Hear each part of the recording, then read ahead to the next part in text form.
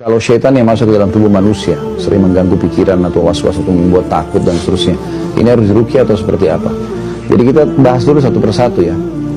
Ada orang kesurupan syaitan itu karena syaitannya yang iseng ya.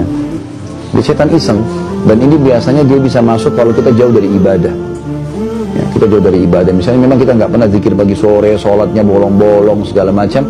Nah ini kalau kita datang ke satu lokasi, syaitan seperti penjahat lagi lewat, dia kemudian mengganggu gitu.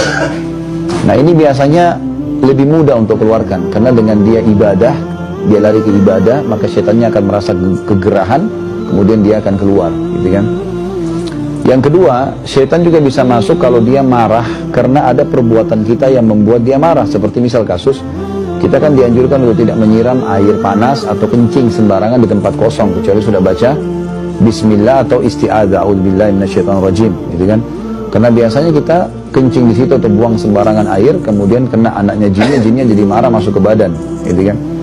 Nah ini dibahas oleh para ulama, sering terjadi karena diketahui pada saat diruqyah, jinnya mengaku seperti itu, gitu kan?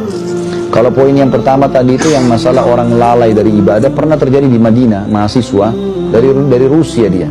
Saya masih ingat dulu, subhanallah, anak ini setiap kali azan maghrib nggak ke masjid, dia malah tunggu azan maghrib lalu dia masuk mandi di kamar mandi.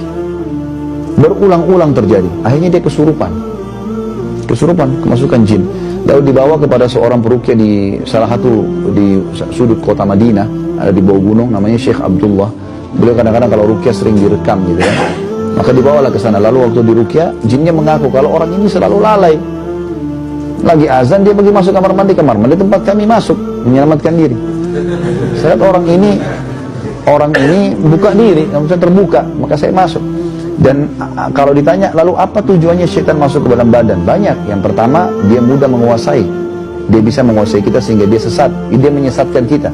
Karena kan tugas utama syaitan dari iblis menyesatkan kita. Makanya kata Nabi SAW, kalau kalian sedang menguap, tahanlah. Baik tahan dengan bibir atau kita tahan dengan tangan. Karena kalau dia buka, maka syaitan akan masuk ke dalam tubuhnya dan menguasainya. Jadi bisa menguasai sebenarnya gitu kan. Apalagi kalau lagi sholat. Jadi ini contoh-contoh. Jadi yang pertama bisa saja kena kelalaian kita, maka dia masuk. Yang kedua karena dia iseng gitu kan. Yang ketiga karena dasarnya kitanya manggil-manggil. Kitanya suka manggil-manggil ya. Ini biasanya orang yang kayak semua kasih sesajen di gunung-gunung, di gua, di lautan, lalu dia panggil-panggil, wahai penjaga gua, apalah penjaga gunung, panggil-panggil namanya.